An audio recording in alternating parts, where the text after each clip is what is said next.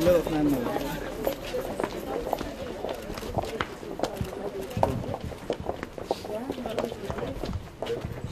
Да, заключено. Добър вечер. Аз съм кандидат за кмет. Идвам един символичен подарък да поднеса. Някой от дежурния екип мога ли да се срещна? Да. Дайте един, да. Доктор. И доктор ми, да, доктор най-добре. Чакайте да видим дали ще излезе лекар, защото...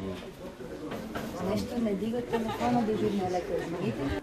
Еми, тук кандидат кмета Кадиев иска среща с доктор. Иска един подарък да остави. Иска подарък да остави.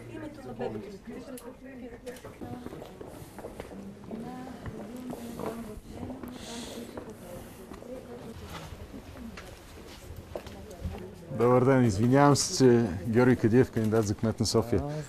Нося един символичен подарък на това бебе, което, нали, в момента сте в секция, доколкото разбрах или не? Излязохме.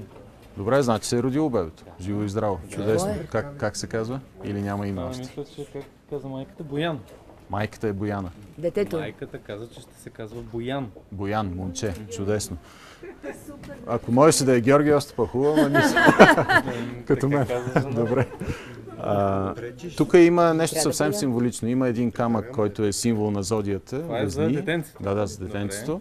Има едно одеялце и едно шише с биберон за бебето. Освен това имаме един букет за майката. Добре, сега ще Поздравете я от нас. Много щастлива.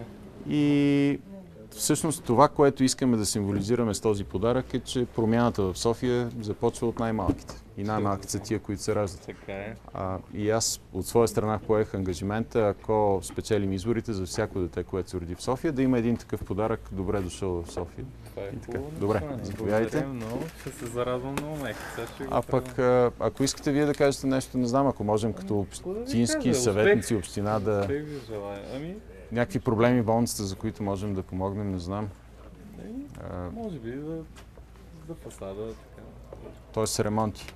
Аз разбрах, че миналата година сте имали около 4000 раждания.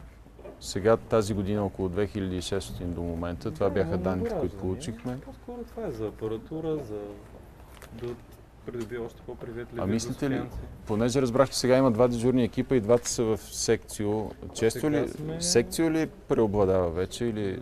Не, напоследък жените започнаха да искат да си раждат нормално. Има така възраждане за нормалното раждане, ако мога да го кажа.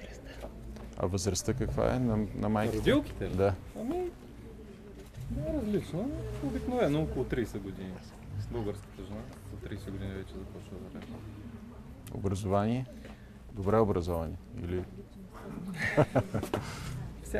Всякакви.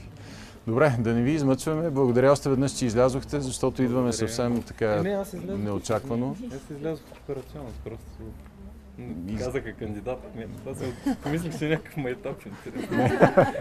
Не е майтап. Дано майката се зарадва. Дано се зарадва на подаръка още веднъж и успешни раждани за напред. Всичко. Доктор Герджиков се казва.